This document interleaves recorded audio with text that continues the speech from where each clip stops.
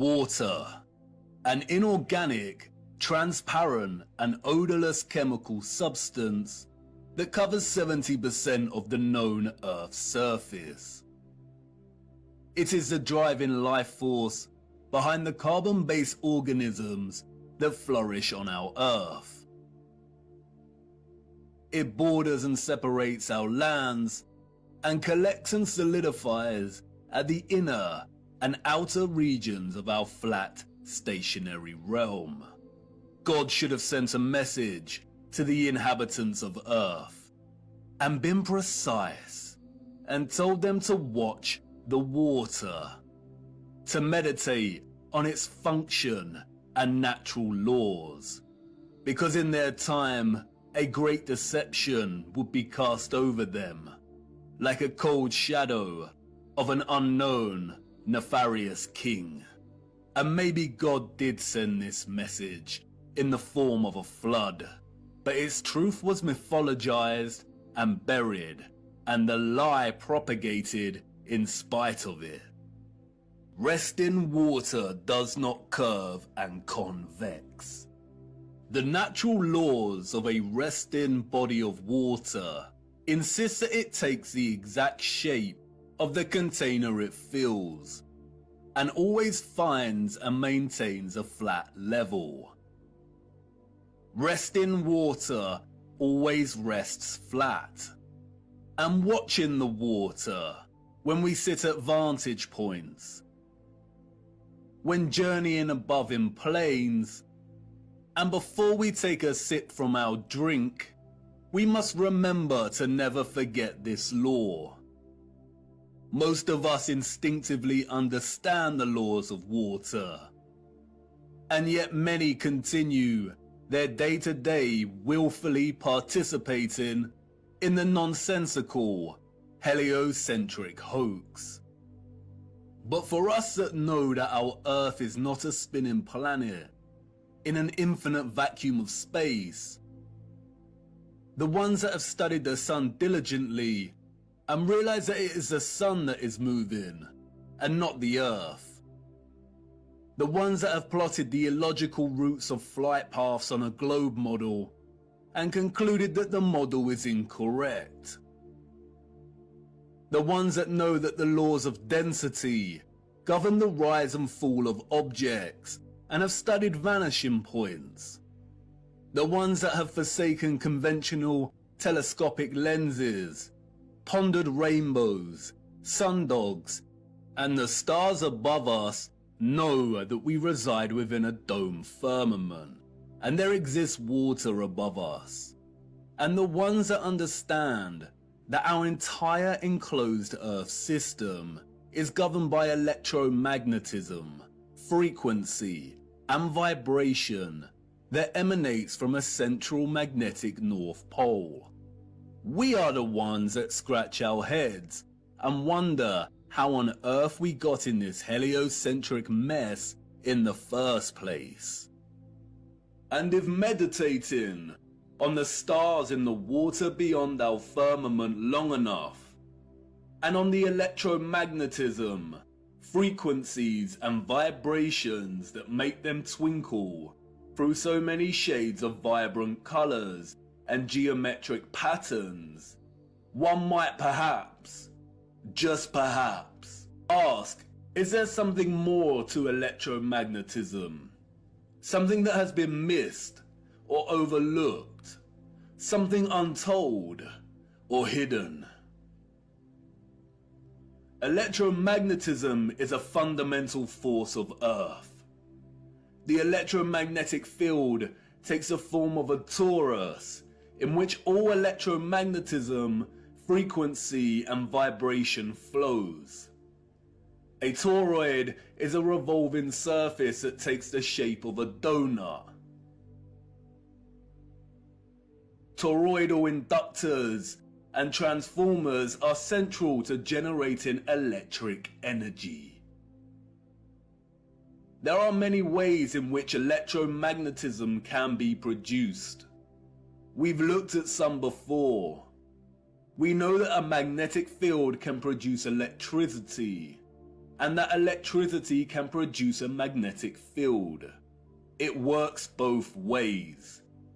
Magnetism and electricity are inextricable. It is a dance of polarity. Electric charges either repel or attract each other. Magnetic poles attract or repel one another. For every North Pole, there is a corresponding South Pole. An electric current passing inside a wire creates a corresponding magnetic field outside of the wire. And an electric current is created in a loop of wire when it is moved toward or away from a magnetic field. Horseshoe magnets are powerful permanent magnets. Due to their shape, in which both magnetic poles are close together, a powerful, strong magnetic field is produced. The horseshoe magnet can also function as an electromagnet. The first ever electromagnet was invented in 1824, we are told, and was in the form of a horseshoe magnet. Its power was evident from the beginning. It weighed only 200 grams, but could lift 4 kilograms of iron. The key to the horseshoe magnet's power is the placement of its poles. You can see the magnetic field here, represented by the vector lines. If you look closely, you can see the concentration of the magnetic field is greater near the poles of the magnet. Since as far back as we can remember, we have been presented with and entertained ideas of the future. Not necessarily our future as individuals, but the future of humanity, technology, and society at large. Whether it is in the form of Hollywood movies, you know the ones, the action films, the science fiction sagas, and the animated kind, or literature, music, and art exhibitions. In these we see our technology taken to its limits. Crafts fly, computers live, robots help out, holographic screens decorate every room. Cities continue to grow upward into dominating skylines. Some can teleport, and space travel is now possible and the accepted norm. Outside of fiction, we also have sobering documentaries telling us where we are heading, usually featuring narration by an old man, lamenting the unstoppable path we are on. It's all very serious. We are destroying our planet, the only one we have. And we have political parties, non-governmental organizations, and the trusted voices and scientific, award-winning geniuses sharing similar messages. And really, when you look closer at both the fiction and the alleged facts, they all share the same underlying premise and principles.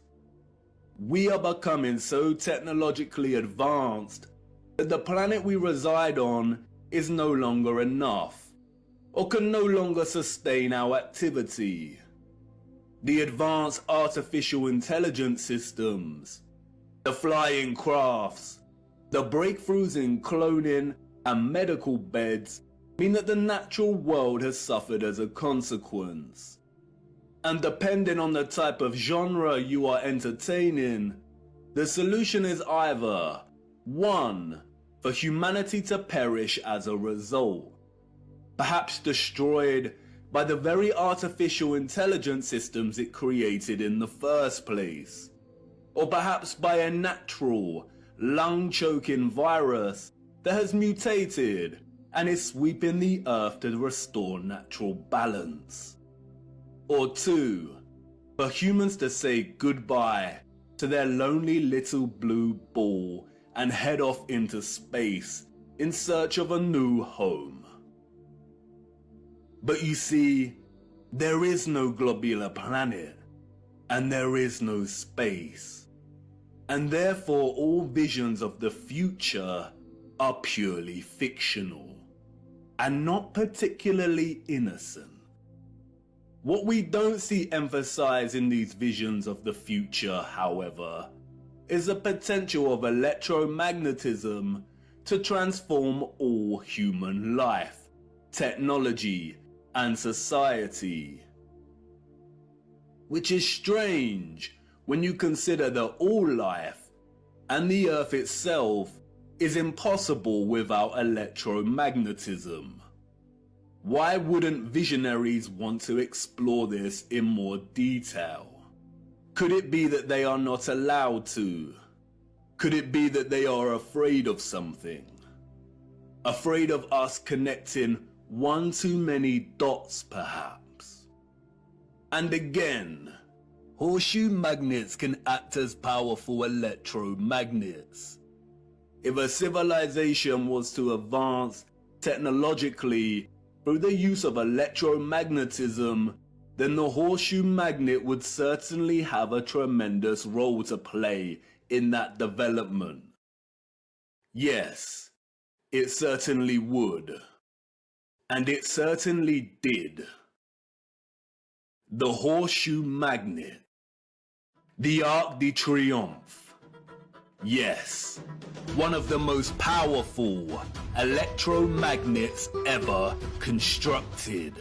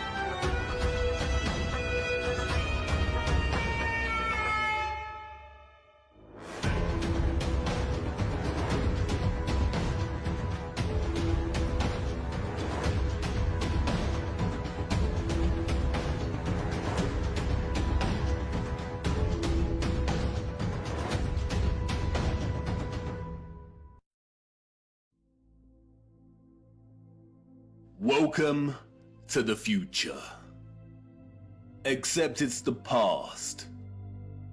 The future came and went and we missed it. The magnificent architecture we see throughout our realm, in which the official liars and controllers of our world have termed historicist, neoclassical, Renaissance, Gothic, and so on, all belong to one whole unified civilization. A civilization so developed they had harnessed the power of electromagnetism to such a high degree that they not only built these huge structures, but also crafted them with utter finesse and beauty. A celebration of their own technological advancement. The structures were designed with the sole intention of harvesting and generating electromagnetic energy and distributing it across the world. Their cities, towns, an entire way of life ran and depended on the use of free, clean, and powerful electromagnetic energy. The energy was harnessed and collected from the ionosphere above our heads through the use of antennas, spires, domes, and towers. All the impossible structures we see today have been repurposed and rebranded by our controllers and the citizens of the 19th century. This is not a church. This is not a mosque. This is not a castle. And this is not a government building. These are generators, powerful and gargantuous.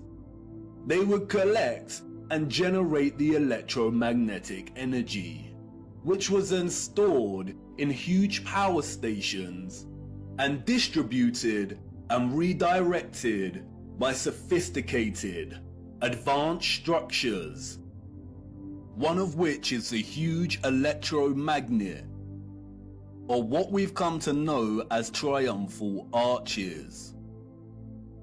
The energy was stored in batteries and capacitors, such as towers and obelisks.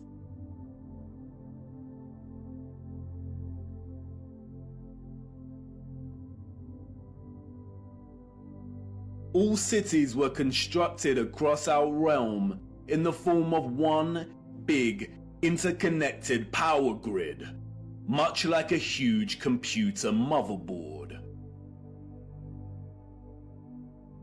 I already know what you're thinking. What? He's finally lost it. He had us with flat Earth, but this is just too much. I know. The backup programming is kicking in. But before you turn away to leave and cast aside your muddy boots, let me show you how it worked. As you know, we live on a flat stationary plane. At the center is a source of magnetism at the North Pole, and directly above this is Polaris, fixed at the central and highest point of a wondrous crystalline dome firmament. Beneath the firmament, different layers of atmosphere exist at different heights. The ionosphere starts at about 30 miles above Earth. It includes the thermosphere and the mesosphere. The ionosphere is an electrical atmosphere that is ionized by the sun's electromagnetism. It also forms the inner edge of the magnetosphere. I know, a lot of big words and abstract concepts, but you are familiar with this process and have been witness to it every day for the entirety of your lives.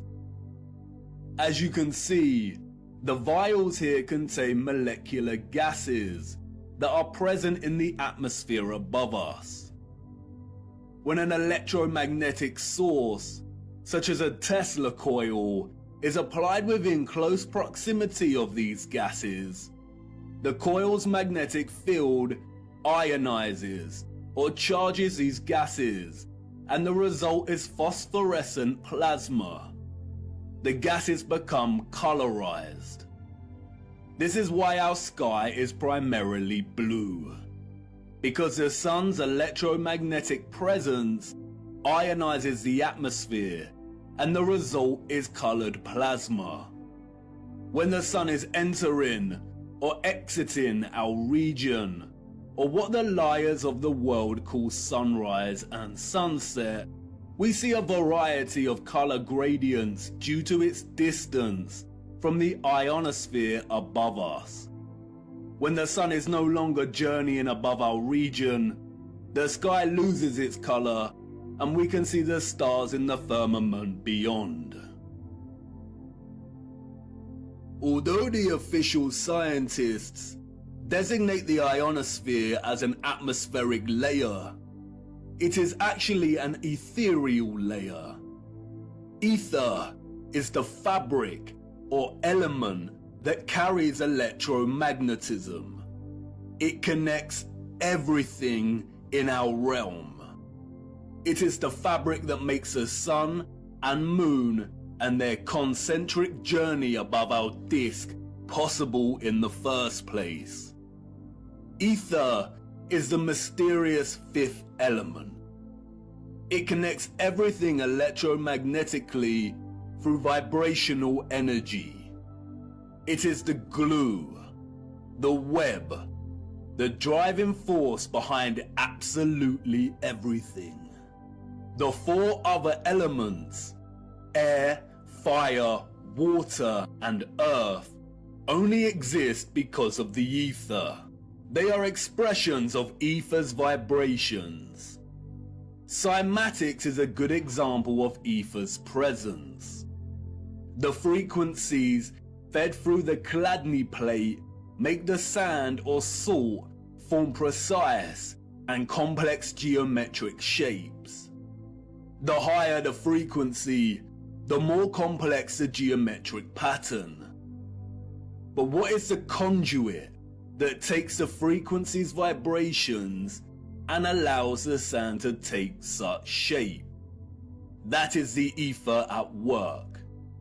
That's why we see fruits and vegetables that closely resemble cymatic patterns. It is the ether at work.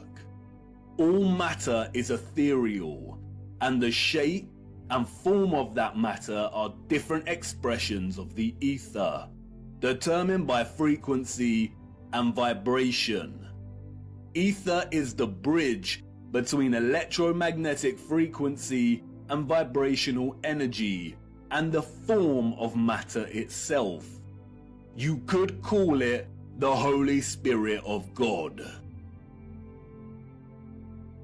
The historical and scientific discourse of ether is a deliberately manipulated one.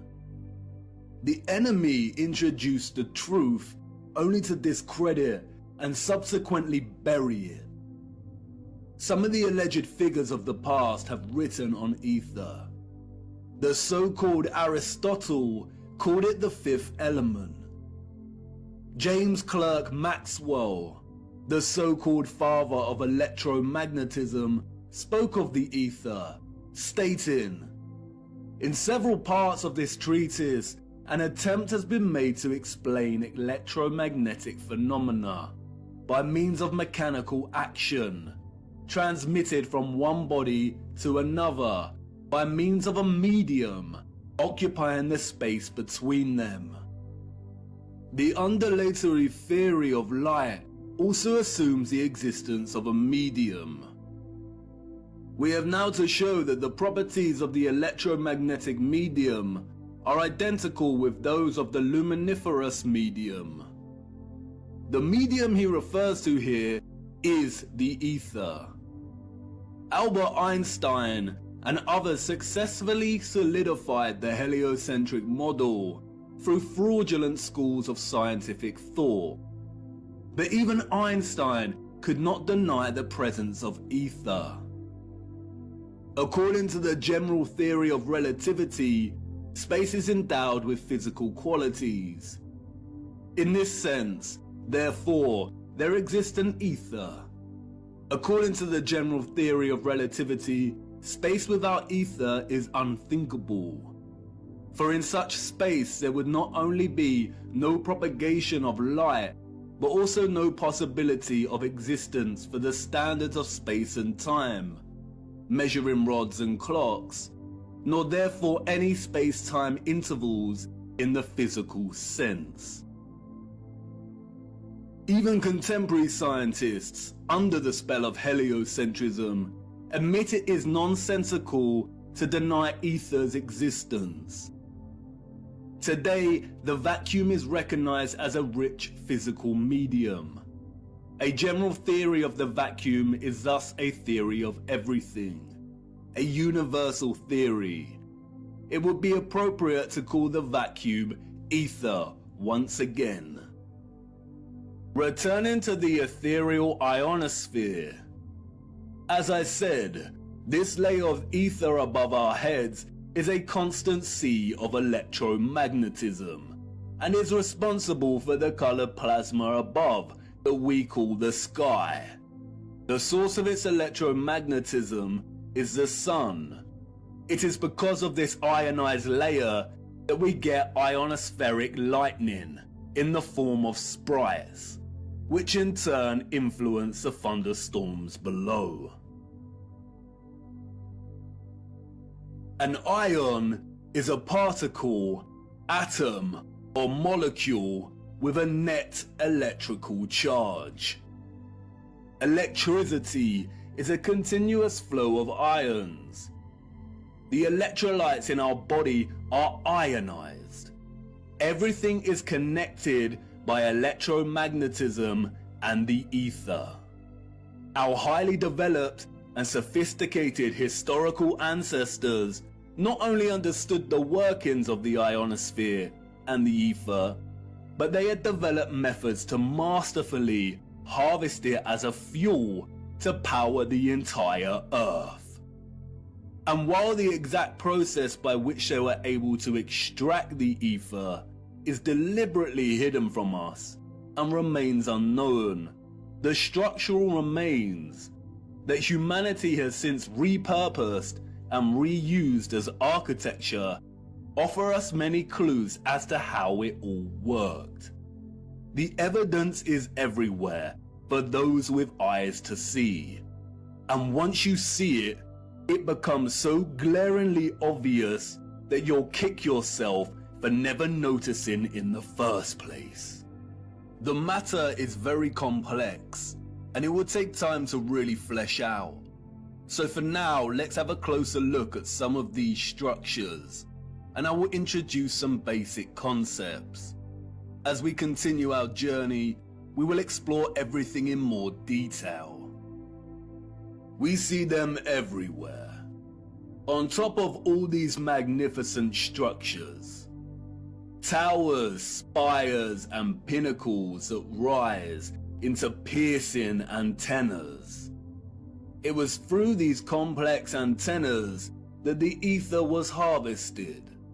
You see, after the Great Reset of the 1800s, the enemy fractured the old world's unified understanding of God and created multiple religions to try and hide God and justify the existence of such grand and beautiful technological structures. And I know this may trigger some people, but stay with me, I will not let you down.